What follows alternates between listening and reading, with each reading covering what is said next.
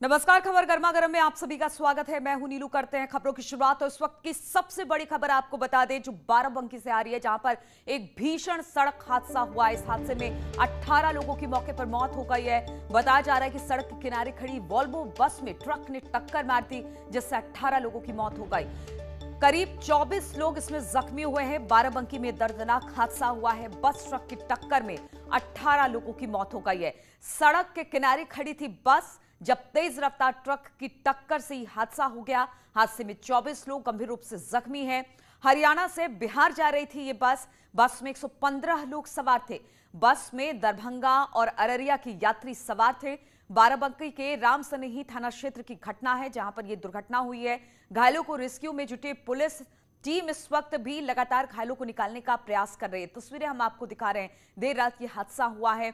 बारिश भी इस वक्त प्रदेश में कई जगहों पर हो रही है और अब ये बड़ा हादसा जिसमें 18 लोग मारे गए हैं। तेज रफ्तार ट्रक की टक्कर से यह हादसा हुआ है और खड़ी वॉल्वो बस में ट्रक ने टक्कर मारी, जिसमें 18 की मौत हो गई है। 24 लोग घायल हैं। करीब 115 लोग इस बस में सवार थे, जिसके बाद ये हादसा हुआ है। तस्वीरें हम आपको दिखा रहे हैं किस तरह से खड़ी बस में ट्रक ने टक्कर मारी है। अभी तक की जानकारी के हिसाब से लगभग 18 लोगों की मृत्यु तो हो चुकी है। इस दुखद घटना के बाद जिला प्रशासन और पुलिस सक्रिय होकर हम लोग सभी प्रयास कर रहे हैं कि इनको सही चिकित्सा की सुविधा मिल जाए और बाकी शेष कार्रवाई भी की जा रही है। स्टैंड है, उस स्टैंड में ढाबा में हम लोग को बैठवाया और वहाँ से लोकल स्टैंड है, वो ऐसे बना हुआ नहीं। लोकल स्टैंड है, वहाँ पे ऐसे गाड़ी लगता है। कितने लोग थे गाड़ी में?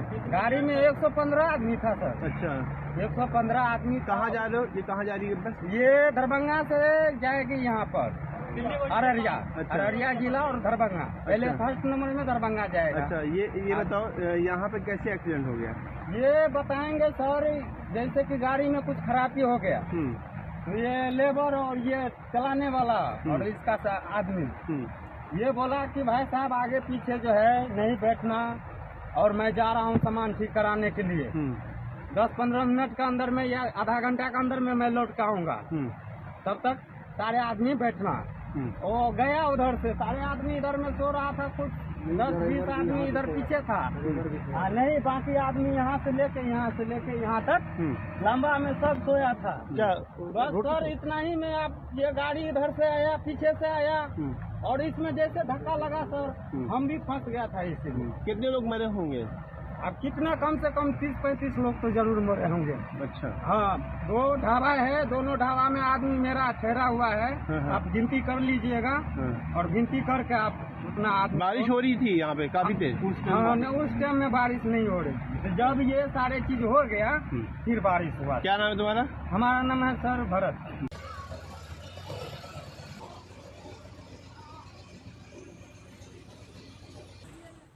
और इसी पर बातचीत करने के लिए अनिरुद्ध शुक्ला इस वक्त हमारे साथ फोन लाइन पर जुड़ गए। अनिरुद्ध, इस वक्त क्या स्थिति है? क्या सभी घायलों को बाहर निकाल लिया गया है, अस्पताल में एडमिट करा दिया गया है?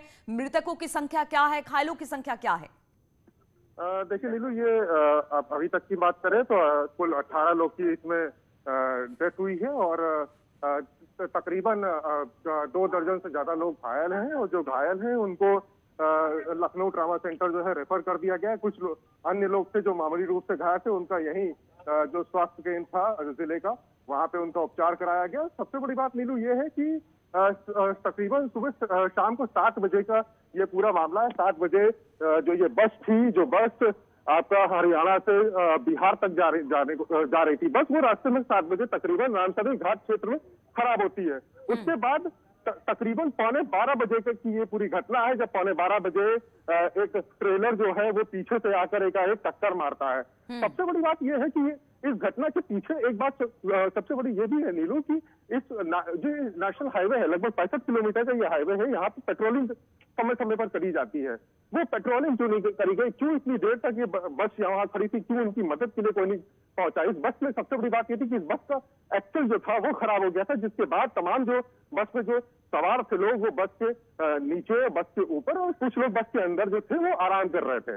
जिसके कारण ये पूरी घटना हुई। जब इस ट्रेलर ने ठोकर मारी तो उसके बाद तमाम जो लोग थे, कुछ लोग की मौके पे 10 से 11 लोग की नीलू मौके पे मौत हो गई थी। उसके बाद कई जो लोग थे, अन्य जो लोग थे, उनको अस्पताल लाते समय उनकी मौत हो गई। तो सबसे बड़ी बात ये भी है नीलू कि इतना लंबा वक्त जो लगा, उस लंबे वक्त में उस दरमियान बिल्कुल, पेट्रोलिंग की बात हो रही है कि उस पूरे हाईवे पर 65 किलोमीटर का ये हाईवे है और वहां पर किस तरह से पेट्रोलिंग होती है। लेकिन इतना वक्त हो गया, 7 बजे शाम में ये बस खराब हुई और 12:30 बजे रात की ये घटना है जब एक ट्रक ने इस बस को टक्कर मारी है। और बाराबंकी हादसे पर सीएम योगी ने भी दुख जताया है। अधिकारियों को सीएम ने निर्देश दिए हैं कि मौके पर पहुंचे, घायलों की मदद करें। घायलों का इलाज कराने के निर्देश सीएम योगी ने दिए हैं।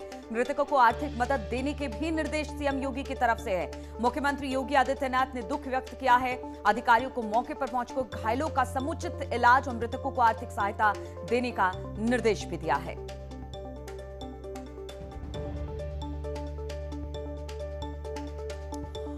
और हम कोशिश करेंगे कि एसपी यमुना प्रसाद से भी हमारी बातचीत हो जाए ताकि स्थिति का किस तरह से वहां पर स्थिति है, किस तरह से रेस्क्यू का काम चल रहा है। जैसे उनसे बातचीत होती है हम अपने दर्शकों से उनकी बातचीत सुनाएंगे, लेकिन कोशिश हमारी यही है कि एसपी साहब से भी बातचीत हो जाए। तस्वीरें हम लगातार आपको दिखा रहे हैं किस तरह से 7 बजे शाम में ये बस खराब होती है, लेकिन 12:30 बजे ये हादसा हुआ। इस बीच में लगातार जिस तरह से अनिरुद्ध बता रहे हमारे साथ हमारे संवाददाता,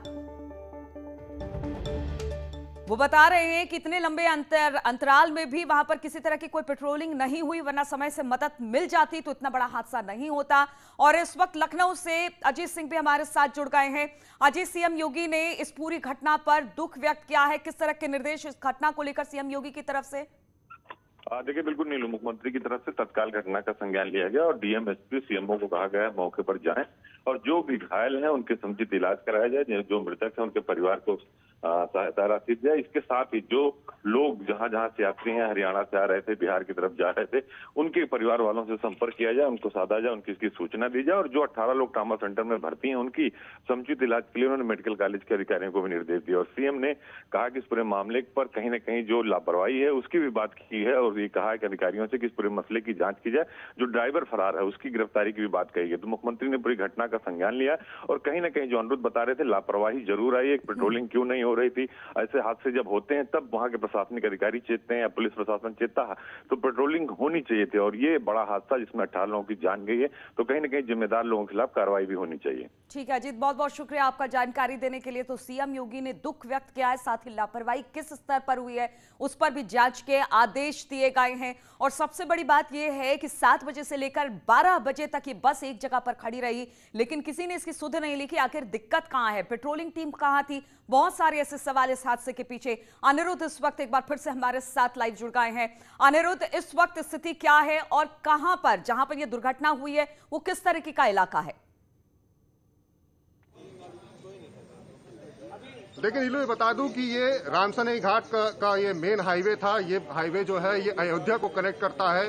बाराबंकी की तरफ से ये अयोध्या की तरफ जा रही थी। हरियाणा से बिहार ये जो बस थी, ये डबल डेकर बस थी, ये बस जा रही थी। और जब ये घटना हुई तो ये प्रमुख मार्ग था। इस मार्ग से सबसे बड़ी बात है कि जिस जगह घटना हुई उससे थोड़ी पहले ही जो है हाईवे पे ढाबा भी पड़ता है। तो ये एक और बड़ी बात है कि ढाबे के पास, हाईवे से सटे जो ढाबे हैं, वहां पे क्यों नहीं पेट्रोलिंग करी जाती थी, क्यों? ये भी एक सबसे बड़ी वजह है कि वहां पे रास्ते पे जो गाड़ियां खड़ी रहती हैं उसकी वजह से भी इस तरीके के हादसे अमूमन देखने को मिलते हैं। तो सबसे बड़ी बात यहाँ पे नीलू यही आ रही है कि बड़ी लापरवाही है। जो लोकल वहाँ की पुलिस थी, जो पेट्रोलिंग करने वाले लोग थे, जिनकी ड्यूटी वहाँ पे लगती थी, वो क्यों इतने समय तक वहाँ नहीं गए? क्यों ये देखने की जरूरत नहीं समझी कि क्या वहाँ पे समस्या थी? बस का एक्सल जो था वो टूटा था, जिसकी वजह से ये पूरा हादसा सामने आया है, देखने को जो मिल रहा है। बस बिल्कुल अनिरुद्ध, तो कहा जा रहा है इसमें 115 लोग मौजूद थे और ज्यादातर मजदूर बताए जा रहे हैं। क्या इसमें महिलाएं भी शामिल थी? देखिए नीलू, ये बेसिकली ये लोग बिहार के रहने वाले लोग थे। ये लोग पंजाब, हरियाणा में खेती जहाँ पे होती थी, खेती के लिए ये लोग वहाँ पे जाते थे और उसके बाद ये लोग अपने घर चले जाते थे, तो वहीं से ये लोग लौट के आते। उसमें से तमाम लोग हरियाणा से सवार हुए थे, तमाम लोग पंजाब के थे, अलग अलग जगहों के बताए जा रहे थे। और इसमें तमाम महिलाएं भी थी, इसमें जो आदमी भी थे, और ये सब एक साथ सवार कर रहे थे। इससे पहले भी हरियाणा के आसपास एक और बस थी जो बस खराब हुई थी, जिससे उतर करके जो यात्री थे वो यही यात्री इस बस में बैठा ले गए थे। इससे पहले भी ये बस खराब हुई थी। उसके बाद यहाँ बाराबंकी पहुंचने पर इस बस का जो एक्सल था वो एक्सल खराब हो गया था, जिसके बाद वहाँ पे जो ये यात्री थे, जो इसमें सवार लोग थे, जो लेबर थे, जो मजदूर जो थे, वो वहाँ पे आराम कर रहे थे। सबसे बड़ी, सबसे दर्दनाक ये दुर्घटना है, क्योंकि कई इसमें जो यात्री थे, जो मजदूर थे, वो बस के नीचे आराम कर रहे थे, क्योंकि बरसात का समय था। तमाम लोग जो बस से बाहर निकल आए थे, कुछ लोग बस के निकट जो ढाबा था वहाँ पे खाना खा रहे थे, और कई लोग बस के अंदर थे। तो जब पीछे से ट्रेलर ने टक्कर मारा तो कुछ दूर तक ये बस को बस रगड़ते हुए गई, और उसके नीचे जो यात्री थे, जो लोग लेटे हुए थे, उनकी दर्दनाक मौके पर ही मौत हुई थी। बेहद दुखद, बेहद दुखद। और सबसे बड़ी बात यह है अनिरुद्ध, जिस तरह से आपने बोला कि आराम कर रहे थे, कुछ बस के नीचे थे, कुछ ऊपर थे, कुछ उसके अंदर मौजूद थे। ऐसे में किस तरह से ये जो ट्रक का ड्राइवर है, क्या झपकी आ गई या किस तरह की बात निकल कर आ रही है, और ट्रक का ड्राइवर क्या अभी तक पुलिस की गिरफ्त में है? देखिए, क्योंकि नेशनल हाईवे है, तमाम बार ये देखा गया है कि रैश ड्राइविंग के चलते या अन्य कारणों के चलते, और क्योंकि बरसात भी थी तो ये भी एक कारण हो सकता है जिसके चलते ये एकाएक घटना हुई, क्योंकि काफी रफ्तार से ये ट्रेलर आ रहा था। तो कई बिंदु हैं। हालांकि इस पूरी घटना के बाद, इस घटना के बाद जो मौके से ड्राइवर था वो वहां से फरार हो गया।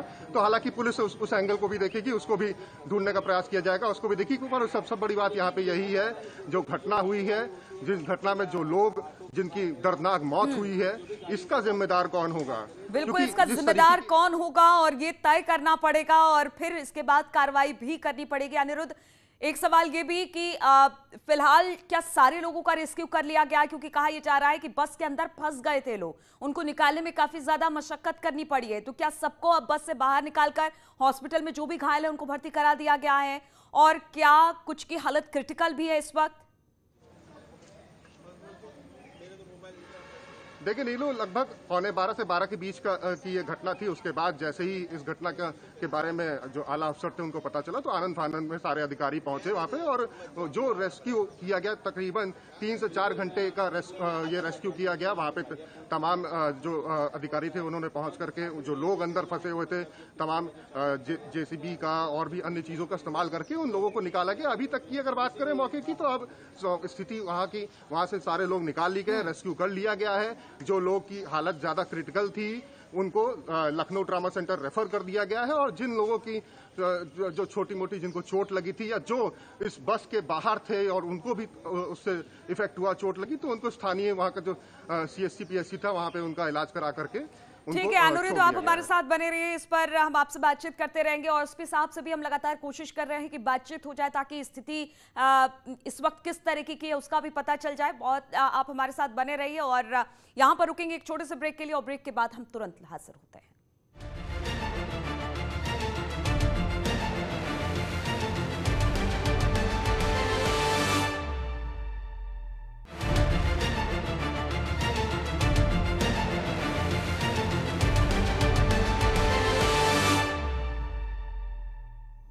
और बाराबंकी बस हादसे पर बातचीत करने के लिए आदर्श सिंह डीएम बाराबंकी इस वक्त हमारे साथ जुड़ गए हैं।